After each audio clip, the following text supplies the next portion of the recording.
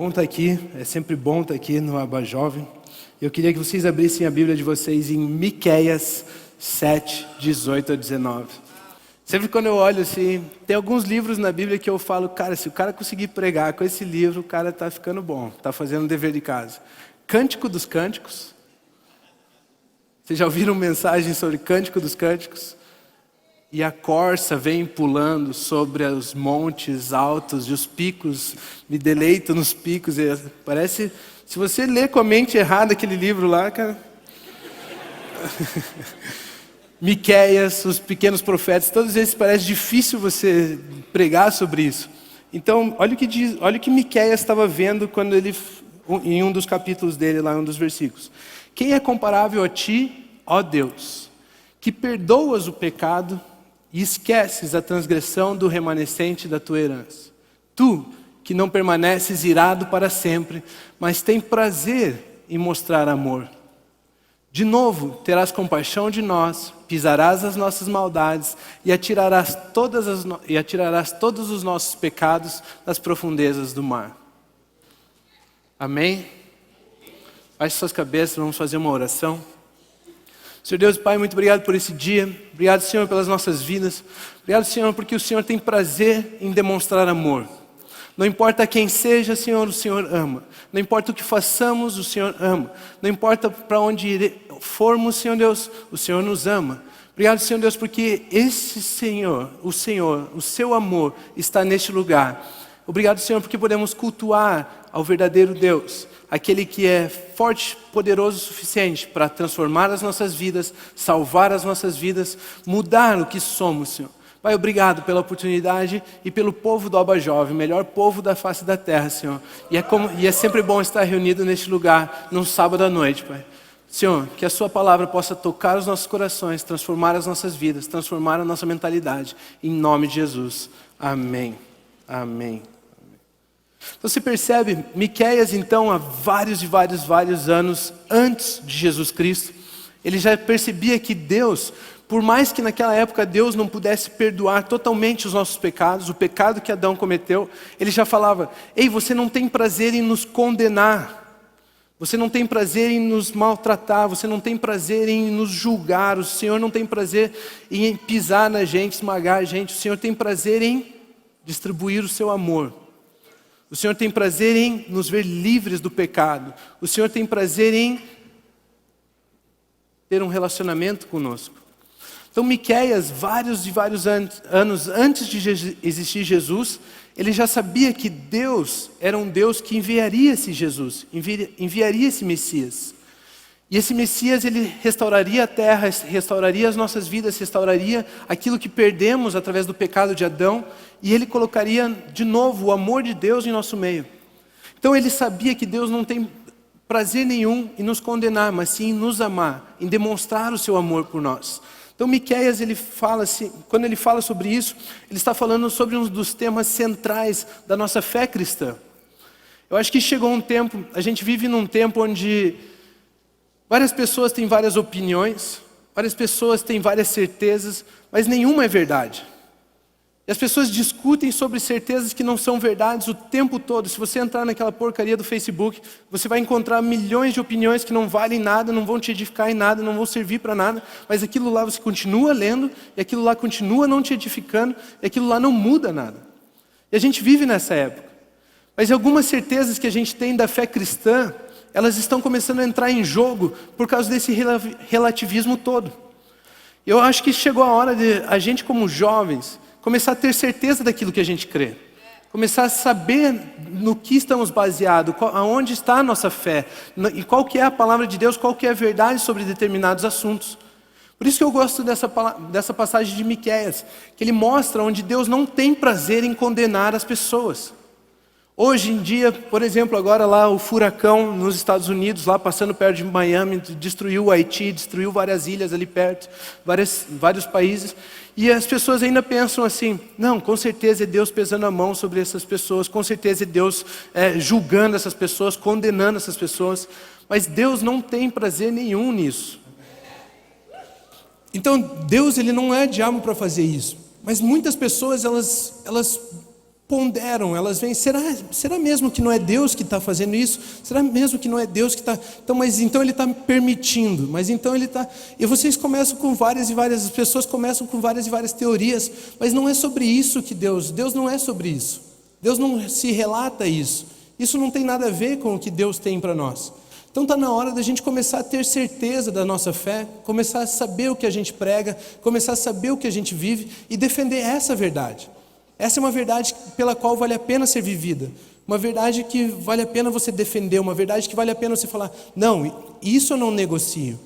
Então a gente começa a negociar isso, e está errado negociar, a gente tinha que falar, não, por isso eu não negocio, isso eu não negocio. Então está chegando esse tempo, da gente poder falar para as pessoas, não, eu creio assim, porque a palavra de Deus diz assim, porque o meu Deus disse assim. E não mais, eu acho que eu acredito nisso porque fulano de tal disse não sei o quê. Ou então você teve uma ideia um dia e você quis compartilhar achando que aquilo estava certo. Mas começar a ter base nisso, começar a ter base na nossa vida, começar a ter base nas nossas palavras. E por isso quando eu leio Miqueias ali, por exemplo, ele fala assim, ei, Deus não tem prazer na condenação. Mas Ele tem prazer em demonstrar o seu amor, em estender amor às pessoas, levar amor às pessoas, liberdade às pessoas. Deus tem prazer nisso. Por isso o título da minha mensagem hoje é Livres da Condenação. Livres da Condenação. E muitas pessoas então elas vivem debaixo dessa condenação. Quantas pessoas vocês não conhecem? Vários, não sei, talvez você tenha até um pai ou um tio que até hoje ele bebe por causa de algo que ele fez um dia errado. E todos os dias ele bebe mais e mais tentando esquecer aquilo que ele fez. Por quê? Porque todos os dias ele se condena por algo que aconteceu. Todos os dias. Pessoas ficam rancorosas, pessoas param de se amar, pessoas param de conversar, pessoas começam a mentir umas para as outras. Por quê? Porque elas querem se esconder, elas querem acabar, elas querem tentar fingir que aquela condenação não existe, elas querem tentar fugir de uma condenação que elas colocam na cabeça dela. E todos os dias pessoas passam por isso.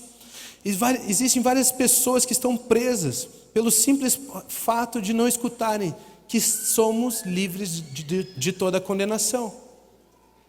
Existem pessoas que todos os dias batalham porque ainda não ouviram que nós estamos livres de toda a condenação. E as pessoas vivem isso. É como se algumas pessoas vivessem numa jaula e todas as vezes essa jaula fosse os seus próprios pensamentos de condenação. Mas um dia eu menti lá para minha avó e agora para essa mentira não parar, né? E continua mentindo, sei lá porque eu falei avó, não é nada a ver. Mas eu menti e não ficou bom o exemplo. Mas eu menti e agora toda vez eu tenho que mentir de novo.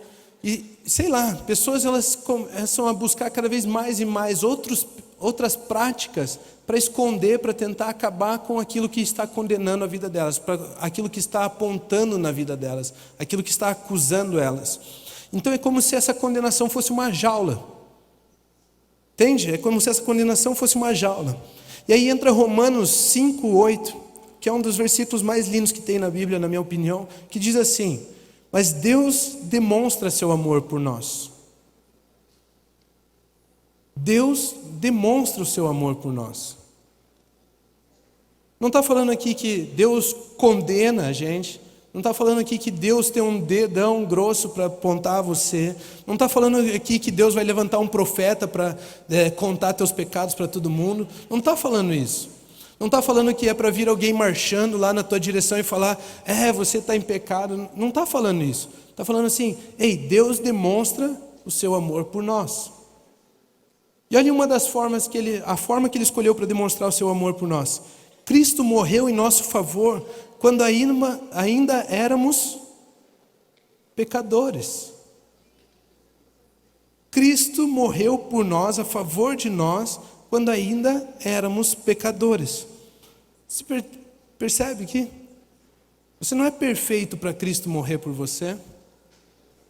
Você não precisou se limpar para daí tomar banho. A Luísa sempre usa esse exemplo, eu sempre acho bom. Algumas pessoas falam assim, não vou na igreja, sabe? Lá é um lugar de pessoas santas, de sei lá o que eles pensam. E daí ela fala assim: ei, você se limpa antes de tomar banho? Não.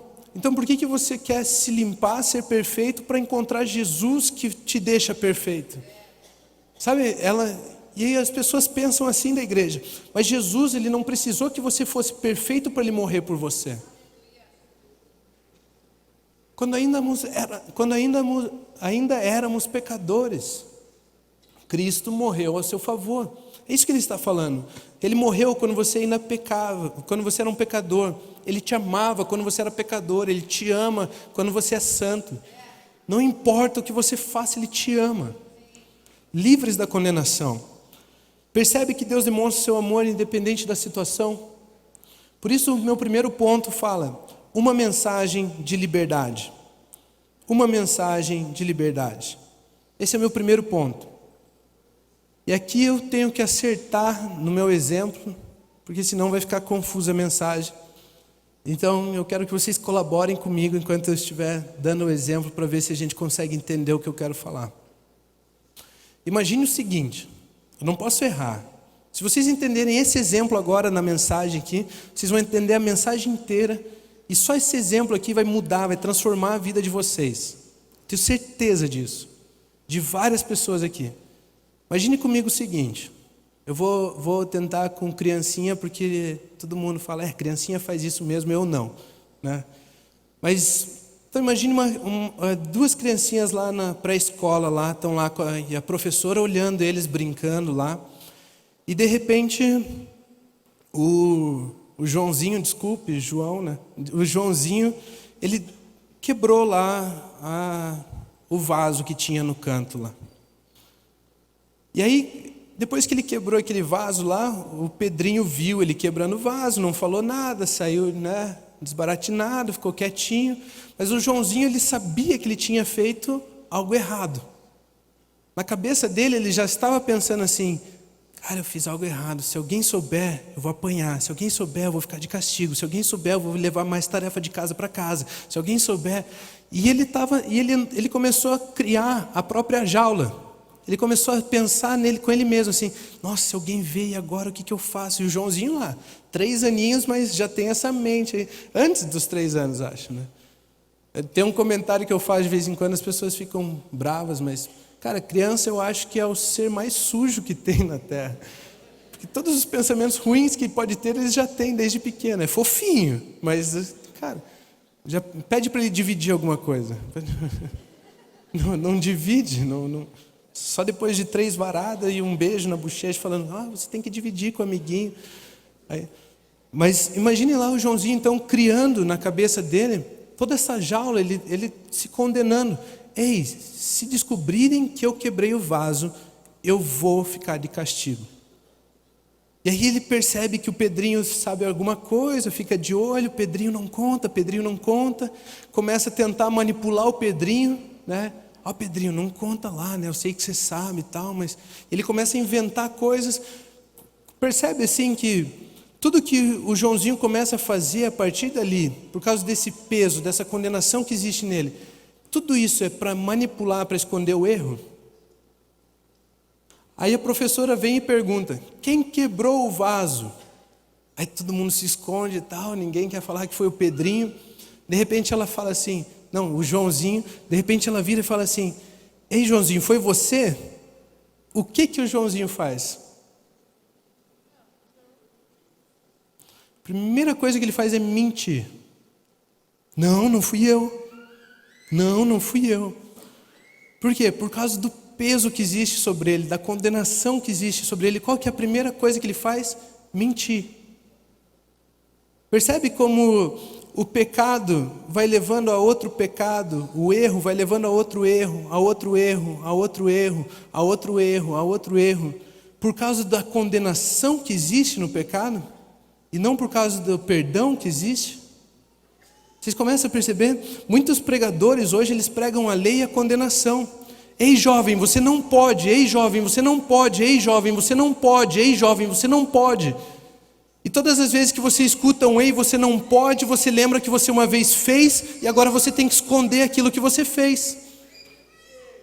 E aí você começa a mentir para esconder aquilo que você fez uma vez. E percebe como esse pastor não está te ajudando a ser livre daquilo que te condena, mas ele está te ajudando a se afundar ainda mais no problema? Então, está na hora de você começar a ter certeza daquilo que você crê, para você não cair mais nisso. Não é o que o pastor diz que é o que você tem que viver, é o que o pastor fala que está correto com a Bíblia, é o que você tem que viver. Imagine um jovem, uma pessoa de 13, 14 anos, chegando em casa, acabou fumando seu baseado, primeira vez fumou um baseado na vida, tomara que não tenha mais, né? Mas fumou baseado, chega em casa, primeira coisa que o pai faz, quando descobre, é dar um tapa na cara. Você imagina quando a próxima vez, quando ele fumar um baseado, o que ele vai fazer? Ele vai falar, pai, caí, errei de novo, ou ele vai esconder do pai isso? Você percebe o que é a condenação? Você está entendendo como acusação e condenação só levam à continuação da prática do erro? Vocês estão me entendendo? Você percebe como o Joãozinho ele vai para sempre mentir, porque agora ele tem que sustentar a outra mentira que ele contou, e a outra mentira que ele contou, e daqui a pouco ele não consegue mais inventar história, ninguém é tão criativo assim para mentir eternamente. E aí ele lá, preso naquela condenação, preso naquela condenação, preso naquela condenação. Por mais que dure anos que você conte uma mentira, um dia vem à luz. A Bíblia diz que tudo vem à luz em Cristo Jesus. Tudo vem à luz. Mas olha que interessante, em João 3,17, a Bíblia fala sobre Jesus. Ele não veio para condenar o mundo. Em João 12,47, ele mesmo diz, eu não vim para julgar o mundo. Em João 10,10 ele diz, eu vim para que vocês tenham vida e não medo, eu vim para que vocês tenham vida e não morte, eu vim para que vocês tenham vida e vida em abundância. Em Mateus 20:28 ele diz, eu vim para servir e dar a minha vida em resgate de muitos, não importa quem, em resgate de muitos, não importa o que tenha feito, em resgate de muitos. Ele está falando, ei, eu vim para vocês, eu vim para, não importa qual é a situação que você vive, eu vim em resgate de muitos. Eu vim ao seu resgate. Eu vim a favor de vocês mesmo quando vocês eram pecadores. Ei, eu vim. Em João 8,11 ele diz então, eu não te condeno, vá e não peques mais. Vá e não peques mais. Agora volta para o exemplo lá do Joãozinho lá. Imagine que o Joãozinho, ele quebrou o vaso. E realmente quebrou o vaso. Ele começou a pensar, nossa, e agora? Nossa, e agora? Eu vou ser condenado. Se descobrirem que eu quebrei o vaso, eu vou ficar de castigo. Imagina ficar atrás daquela porta de novo. Imagina, não existe mais isso, né? Acho que dá prisão até hoje em dia. Imagina levar uma reguada na mão. Essa nem eu peguei, tá? Só para vocês saberem que eu sou bem novo. Mas, e Joãozinho então pensando assim, cara, imagine ele criando aquela jaula na cabeça dele todo de novo. Imagine que ainda não aconteceu a pergunta da professora. Mas ele está lá, preocupado, porque ele quebrou o vaso. Ele sabe que talvez vá sofrer castigos, talvez alguma coisa vai acontecer com ele. E de repente, quando a professora pergunta assim, quando a professora põe a sala toda lá e pergunta, ei, quem quebrou o vaso? O Joãozinho fica assim, e de vez ela fala assim, foi você que quebrou o vaso, né, Joãozinho? Ou foi você que quebrou o vaso, Joãozinho? Ela pergunta assim, ela fala assim, não importa quem foi, a gente só quer saber para arrumar, para consertar, para poder dar um abraço em você, para poder arrumar isso que você fez. Não importa quem tenha sido, saiba que você já está perdoado por ter quebrado o vaso. Mesmo que o Joãozinho não tivesse se manifestado, não importa quem foi, saiba que você já está perdoado por ter quebrado o vaso. O que você acha que o Joãozinho ia fazer?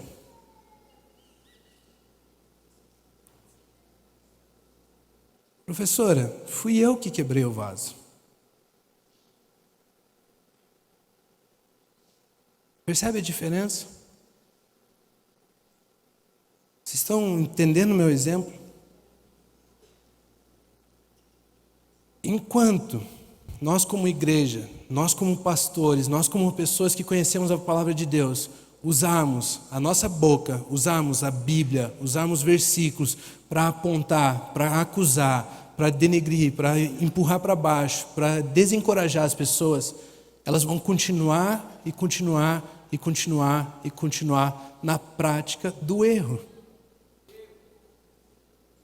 Mas quando nós, que temos palavras de vida, nós que viemos não para julgar o mundo, mas para trazer vida ao mundo, para levar a mensagem de liberdade, mensagem de livramento às pessoas, começarmos a pregar que não existe mais condenação sobre a vida delas, mas Jesus já pagou os pecados, Jesus já livrou elas dessa jaula, desses pensamentos que levam elas à continuação do erro. Vocês percebem como elas vão começar a viver cada vez mais e mais livres? Porque o Joãozinho agora ele pode falar: ei professora, fui eu que quebrei o vaso, me perdoe, me desculpe. E a professora vai falar: você já está perdoado, tudo bem. E se acontecer de novo, o Joãozinho quebrar outro vaso, o que vai ser a primeira coisa que ele vai fazer? Ei professora, que foi, Joãozinho? Professora, eu estava correndo lá fora de novo, quebrei outro vaso, professora. Ele nunca mais vai ter que esconder nada. Mas ele vai ser sincero, você vai poder corrigir as atitudes. Então, Joãozinho, não corra mais perto dos vasos lá para não quebrar mais nenhum. Vocês estão entendendo? Vocês estão entendendo? Vocês percebem o exemplo? Eu acho que eu não consigo ser mais simples do que isso. Percebe a diferença entre querer pregar a graça, que muitos dizem que leva à libertinagem? Muitos dizem: se você pregar a graça, que não há condenação, não é bem assim, tal, não sei o quê. Eles vão começar a pecar mais, porque agora eles são livres, não sei o quê. Percebe a diferença? Se você prega a graça, ele tem confiança de que não há condenação e de que ele não precisa esconder e continuar na prática do pecado. Mas se você prega a lei, o jugo, a condenação, o dedo na cara, se você prega esse tipo de mensagem, aí eles continuam errando, errando, errando, errando, errando. Não foi a lei, a acusação, a condenação que levou o Joãozinho a mentir e mentir de novo, e mentir, e mentir, e mentir, e mentir, e mentir, e mentir, e mentir. E não foi a mensagem do perdão, de que não há condenação sobre a vida do Joãozinho. Não importa se ele errou, Jesus já pagou, Deus já perdoou. Não é isso que quebrou o ciclo da mentira na vida do Joãozinho? Não é isso. O pecado, eu escrevi uma frase, achei bonita, e agora eu vou ter que falar ela. O pecado é como uma jaula. Eu li essa frase num livro que diz assim: o pecado é como uma jaula, mas a sua porta já está aberta. Eu coloquei acrescentei um negócio. O pecado é como uma jaula, mas a sua porta foi aberta por uma chave que se chama perdão. O pecado é como uma jaula, mas a sua porta foi aberta por uma chave que se chama perdão. Não importa o que você já tenha feito, o que você não tenha feito, não importa a forma que você errou, você não precisa ficar dentro dessa jaula. O perdão já te tirou de dentro dessa jaula, já te deu a oportunidade de sair de dentro dessa jaula. Esse é o perdão de Jesus Cristo. Ele te fez uma nova criação. Em Jesus você é a justiça de Deus. Se você quer se ver livre de drogas, pornografia, sexo ilícito, sei lá, qualquer pecado, cite você o pecado que um dia você cometeu. Se você quer se ver livre disso, receba o perdão de Deus e você nunca mais vai praticar esse pecado. Entenda que Ele não te condena e você nunca mais vai praticar esse pecado. É assim que Ele trabalha. Se Deus chegasse aqui e falasse assim: ei, você fez isso, na próxima vez que Ele perguntasse: ei, está tudo bem com você? Você ia falar: tá tudo bem. No seu grupo familiar, apacentador, como que você trata os jovens? Fui lá, desculpa. Mas jovem, você consegue chegar no seu grupo familiar e contar da sua semana o que você fez, se você errou em alguma coisa? Ou você está debaixo de condenação? Se você estiver debaixo de condenação, não é isso que a gente prega aqui. Sinta-se livre. Sinta-se livre. Talvez você esteja pensando assim, tá, mas eu já sou livre, eu sou liberto, eu faço o que eu quero, eu faço, eu uso minha droga e daí eu faço, eu pego menina, eu faço o que eu quiser, e tanto faz. Eu sou livre por causa disso. Sou livre, eu faço o que eu quero. Tente ficar 1 mês sem fazer isso que você diz que você faz porque você é livre. Você vai ser livre na sua ideia de liberdade, mas você não é livre de verdade. Você não vai ser livre do seu vício. Você já viu aqueles tratamentos para parar de fumar? Tem que mascar uns chicletes. Não sei quantos de vocês fumam, quantos de vocês deixaram de fumar já. Mas quantos de vocês fumando já escutaram? Cara, comece a fumar um chiclete toda vez que você ficar ansioso, de vez de fumar um cigarro, mais que um chiclete. Vocês riem porque todos vocês passaram por isso ou porque vocês já escutaram isso? Cara, coma na hora, para não fumar um cigarro lá, coma. Para não fumar um cigarro, beba água, sei lá. Já viram isso? Eles tentam substituir um vício que é um pouco mais prejudicial, por outro vício que seja um pouco menos prejudicial. O chiclete vai te dar úlcera, a comida vai te deixar gordo, tudo igual, e o cigarro vai te matar, a comida vai te matar, o chiclete vai te matar, tudo, sabe? Mas eles tentam substituir um vício por outro. Isso não vai te dar de liberdade. Aceite o perdão de Jesus e todos os seus vícios vão se acabar. Aceite o perdão de Jesus, receba o perdão de Jesus. Você vai ver como você pode ser livre, como você vai viver diferente. Sabe, não existe liberdade em tentar substituir um vício por outro, não existe liberdade em tentar esconder uma coisa por outra, não existe liberdade aí. Existe liberdade sim, em você entender que Jesus não te condena, que Ele morreu e Ele pagou o seu preço, o meu preço naquela cruz, e hoje você pode viver livre e liberto, porque Jesus te ama. Não importa a circunstância em que você se encontra, Jesus te ama. Amém? Não existe nada melhor do que acordar todos os dias sem precisar se esconder de nada, esconder nada de ninguém, nem de você mesmo. Muitos vícios, as pessoas tentam, muitos pecados, as pessoas tentam se convencer. Não, mas eu estou me libertando disso, agora eu só fumo um cigarro por dia, uma carteira por semana, sei lá. Existem várias pessoas que tentam se convencer disso. Não existe nada melhor do que acordar todos os dias, não devendo nada para ninguém, nem para você mesmo. Não existe nada. Ser livre é a melhor sensação do mundo, e só em Jesus Cristo você encontra liberdade.